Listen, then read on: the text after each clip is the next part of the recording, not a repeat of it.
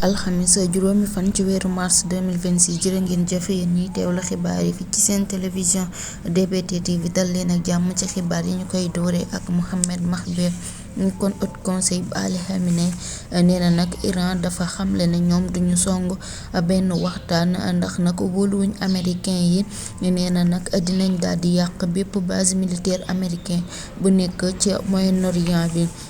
ñu dem ci journal NBC News amal na ab sondage bi wane nag li ëpp ci américain yi ñoom ànduñu ci guerre bi xam ne si Donald Trump mu ngi koy amal ci Iran ñuy nag 54% yi rawatina ndaw ñi nag ñoom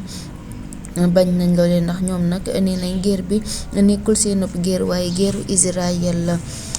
ñu daal di dem ci Mark Carney di njiitu jëwriñ bu Canada nee na nag ba ñu ne bis dina ñëw nag mu daal di ànd ak kuréel gi nga xam ne si ñoom ñoo bëgg a song Iran kàddu yi nag mi ngi ko daal di xamle ci ab conférence de presse bu mu doon amal.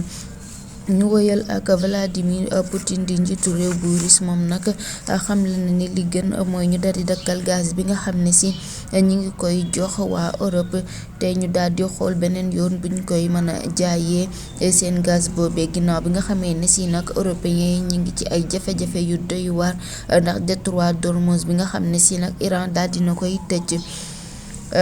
ba tey dañuy des ci xibaar yi état américain yi ñoom nag bañ nañ dogal bi nga xam ne si moom la ñu dugaloon muy tere ñu daal di jëfandikoo force armée américain bi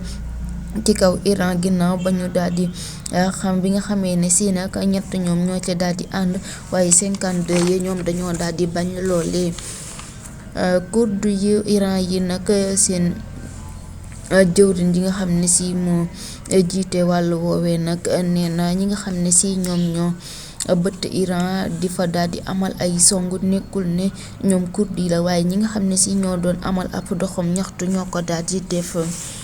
ba tey Iran la ñuy des ministre bi yore wàllum renseignement public islamique ba nee na kurd yi nag amal nañ fa ay song rawatina seen bërëb yi nga xam ne si nag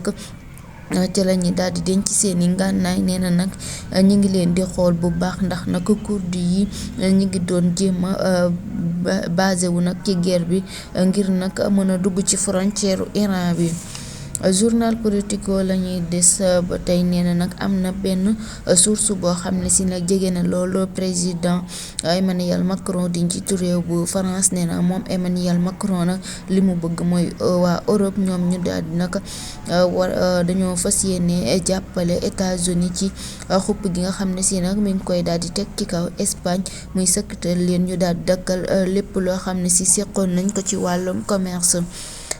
Donald Trump njiitu réew bu Amérique nee na nag mi ngi copier ci nee nañ mi ngi daal di copier ci Vladimir Poutine ngir nag mën a layal guerre bi nga xam ne si mi ngi koy amal ci kaw Iran ndax nag lu mu xamle mooy nag bu fekkee ne njëkkuñu ko woon a def nag Iran dina ko daal def ci kaw Israël. xibaar yi dañ koy daal di ndar keppe ak njiitu réew bu Iran di Masoud Pezeshkian moom nag rafetlu na taxawaay bi nga xam ne si Espagne am na ko te nee na nag dafay wane ne ba léegi Occident yi am na ñoo xam ne si ñu am xel la ñu nekk ci seen biir kon mbokk yi fii la ñu daal di ndar keppe xibaar yi di leen jox dig daje ci kanam.